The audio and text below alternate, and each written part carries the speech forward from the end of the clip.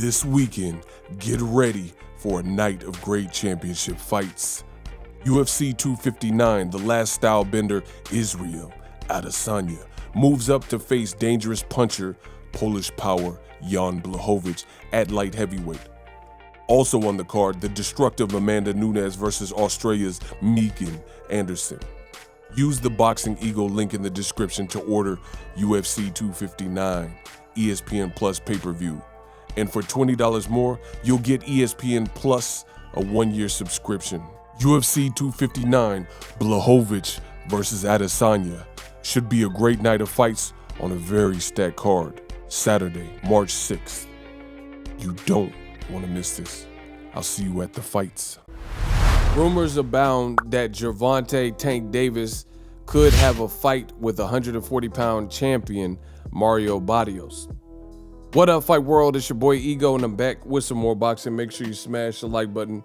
Also, subscribe to my channel for the latest and greatest in boxing. If you want to become part of the gang, notification gang, y'all know what to do. Before I get started, you guys seen the trailer at the beginning. This weekend is about to go down. Israel Adesanya, he's moving up. Very dangerous fight. Guy that's knocked out Luke Rockhold. UFC 259. I'll certainly be tapped in. And if you guys want to get the fight, use the link in the description. You can either click the ESPN Plus link, or you can hit the link tree, which will take you to all my popular links, and it's the top link. You guys watch that trailer again. It'll give you all the instructions that you need.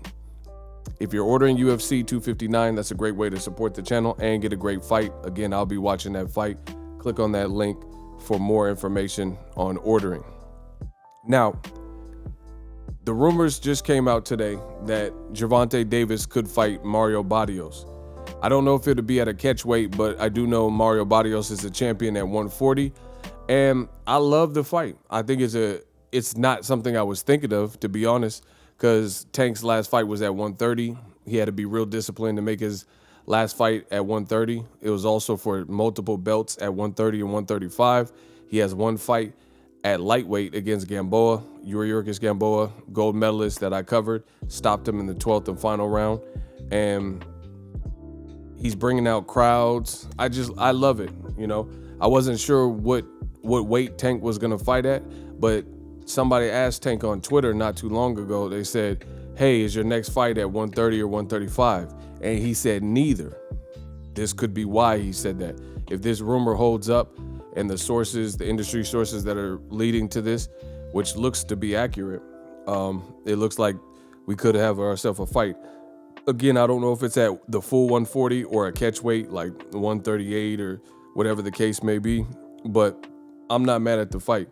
Mario Barrios, know him personally from training. He's been training out here in where I'm at, and I've been in Virgil Hunter's gym before and stuff like that. He's tall. He's very tall for the weight class. He's like 5'10 and a half. He's coming off a great win. I think it was on Tank's undercard, to be honest. He fought against Ryan Cowboy Carl. So maybe this was the plan all along. And I like it. You know, you have a black fighter from Baltimore.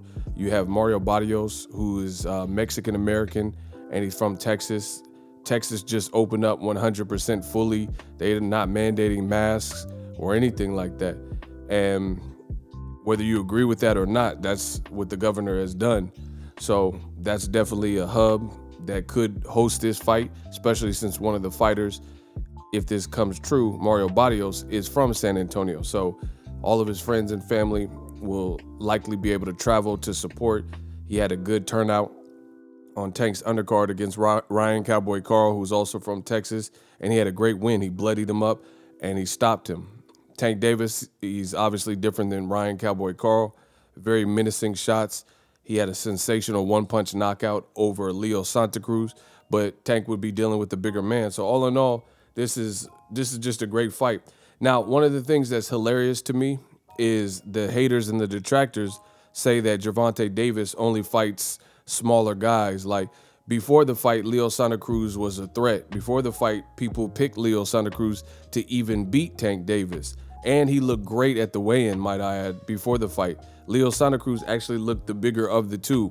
And Tank he come down from 135. People are saying he was weight drained and he wouldn't be able to make weight. There was all types of rumors that came out, none of which were true. He made weight, and it's so funny how the double standards and the narratives come out. Before the fight, people picked Leo Santa Cruz and said Tank was struggling to make weight and or he would miss weight. And then when he cooks Leo Santa Cruz's jaw and knocked him out, then all the haters, all the detractors, all the racists in boxing, they came out and said, oh, Leo Santa Cruz was a career 118-pounder. He was too small. Even Eddie Hearn came out and he was hating, saying Leo Santa Cruz was too small. But Leo Santa Cruz is game. He's a veteran, and people picked him before the fight. And to me, he actually looked bigger than Tank Davis, and he had already had a fight, a tune-up fight, to be at that weight with Miguel Flores, right? So there are no excuses. It is what it is. Tank won. He looked good. He was viral. He was very focused. Mayweather was there. He was training in Vegas. So I like this activity for Tank as well. See, this is what happens when people hate. You can't really please a hater because they're not there to be pleased. If they hate on you for one thing and you correct that or change that, then they'll just find something else. That's the true definition of a hater. For example, the year Gervonta Davis, another fight that I covered, fought a championship fight against Jesus Cuellar. It was on the Broner Vargas card. Jamal Charlo was on that card in the WBC Eliminator.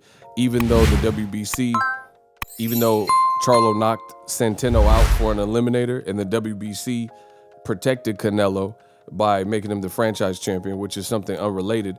But Tank fought on that same card, and he destroyed Jesus Cuellar, and then that was his only fight for that particular year.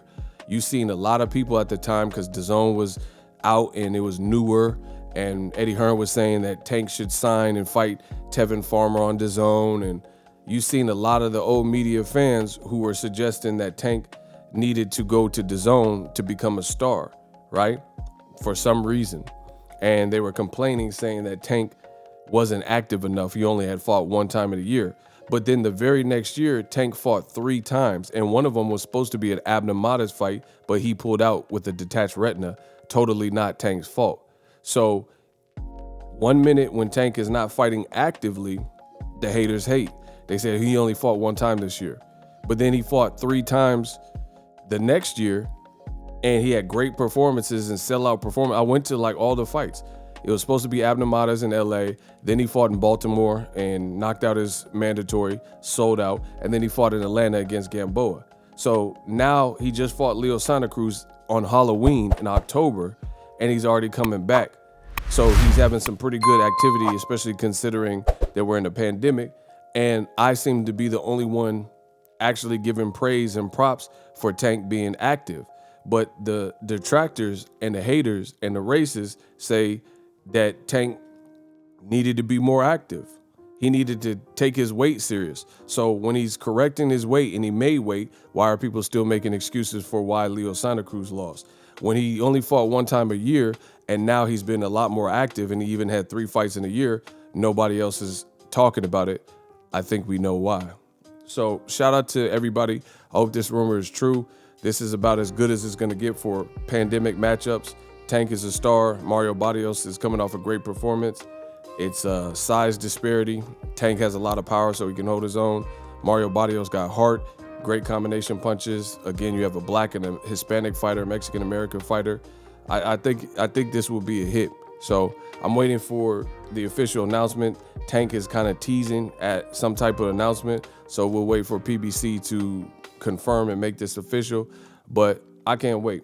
Drop your thoughts in the comment section. As always, hate, comment, and subscribe. Till next video is Ego signing off. Are you tired of your YouTube videos not getting any views? Well, consider TUBEBUDDY. I've used TUBEBUDDY for years to scale up my YouTube channel. Now we're sitting over 200,000 subscribers. TUBEBUDDY is a browser extension that offers a ton of built-in productivity and time-saving services to take your channel to the next level. Use my link in the description to get started with TUBEBUDDY and level up your channel faster. We working.